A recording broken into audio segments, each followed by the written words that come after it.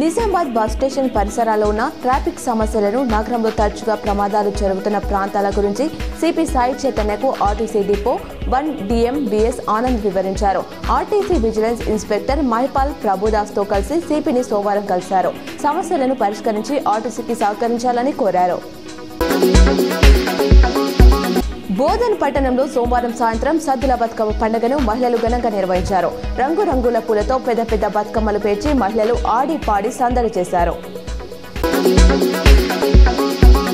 అమ్మవారి కరుణా కటాక్షాలు ఇందో జిల్లాపై ఉండాలని ప్రత్యేక పూజలు చేసినట్లు నిజామాబాద్ అర్బన్ ఎమ్మెల్యే ధన్పాల్ సూర్యనారాయణ గుప్తా అన్నారు. సోమవారం నగరంలోని దేవీమాత ఆలయంలో అమ్మవారిని దర్శించుకుని ప్రత్యేక పూజలు చేశారు. అనంతరం తీర్థ ప్రసాదాలు స్వీకరించారు.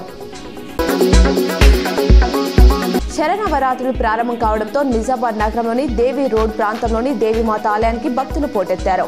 ఉదయం నుంచి ఆలయంలో అమ్మవారిని దర్శించుకుని ప్రత్యేక పూజా కార్యక్రమాలు నిర్వహించారు. 9 రోజుల పాటు అమ్మవారు పలు రూపాల్లో దర్శనమివ్వనున్నారు.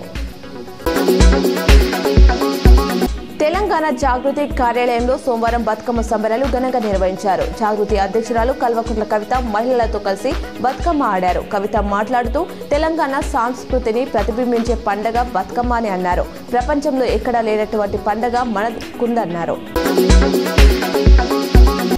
గోదావరి నదిపై సమ్మక్క సాగర్ ప్రాజెక్టు నిర్మాణానికి లైన్ క్లియర్ అయింది. ఛత్తీస్గఢ్ సీఎం విష్ణుదేవ్తో మంత్రి ఉత్తమ్ కుమార్ రెడ్డి భేటీ అయ్యారు. ఎన్ఓసీకి అంగీకరిస్తున్నట్లు విష్ణుదేవ్ తెలిపారు. భూసేకరణ నష్టపరిహారం భరించేందుకు తెలంగాణ ప్రభుత్వం అంగీకరించింది.